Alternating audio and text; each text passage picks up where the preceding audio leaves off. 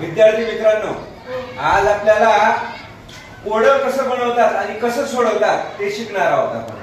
बघा, फळ्यावर 1 ते 9 पर्यंतचे अंक लिहिलेले आहेत. इथं हा 5चा अंक मधला अंक आहे.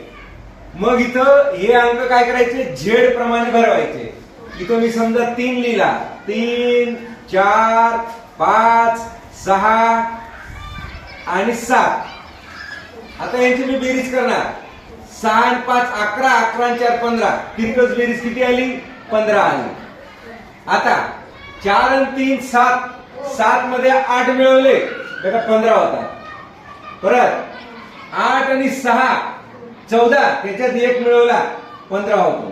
परत 7 5 12, 12 आणि 3 15 होता. 6 आणि 7 13, 13 मध्ये 2 मिळवले 15 होता.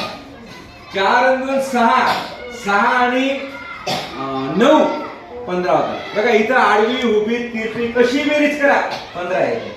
समजलं? तुम्हाला हेच अंक नाही, कोणतेही अंक इथं बसवता येते आणि बेरीज करता येते. समजलं? अशा प्रकारे कोडी बनवतात. आता तुम्ही शैक्षणिक साधन दाखवा. बघा, हे जे साधन आहे याच्यावर तुम्हाला किती वाजले हे तुम्हाला सांगता येईल.